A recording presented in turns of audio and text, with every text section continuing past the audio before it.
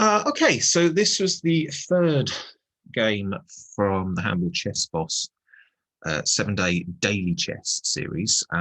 This opponent's grade was around the 700 mark, and a very odd opening that's kind of typical of beginner players, really. To start with the rook pawns is not really a great idea.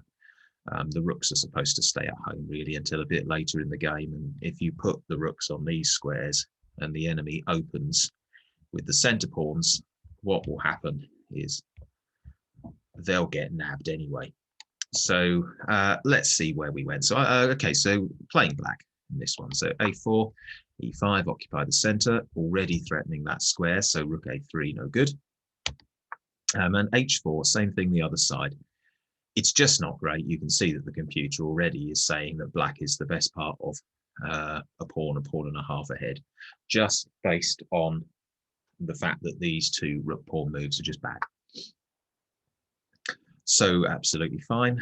White continues with e4, which is just an unprotected pawn. It should have been thinking of moves like, I don't know, knight f3, maybe e3, d3. We'll take that one,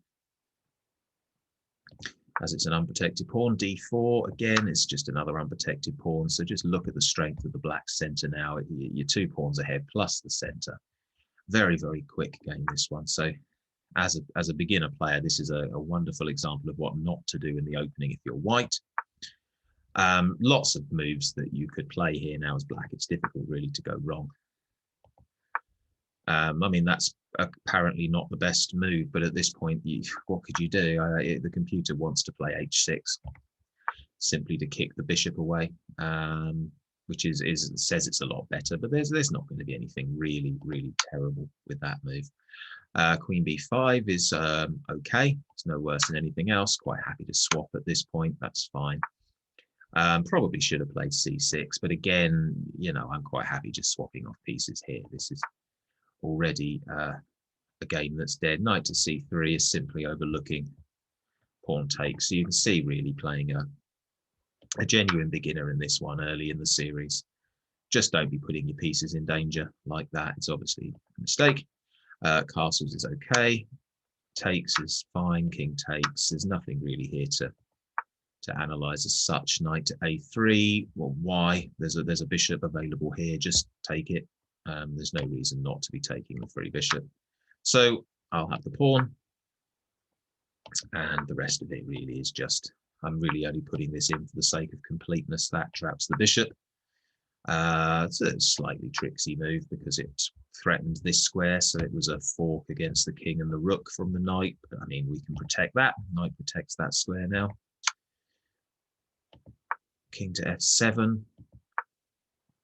There's really just nothing for white to do. Okay, I'm just going to play the moves through, and this is over fairly shortly.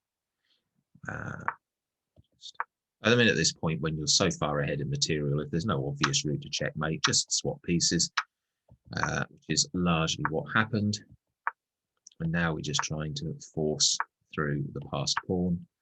So everything I'm doing is just to head towards getting this pawn up to these 2 squares. And then I think from memory, rook g1 is played, yeah, defending the pawn's queening square. So now we've got an extra queen. And checkmate. So again, very, very early days in the series. Of course, the games are going to get much, much harder. But in terms of the opening, for beginner players, do not be doing this. Okay. General principles should be looking at pushing the center pawns forward, getting your knights out, at least one of the center pawns, preferably both, at least a square, maybe 2. Get the knights out, get the bishops out, and get your king castled. Okay, so that's a nice, easy, quick one there. More difficult games ahead, no doubt.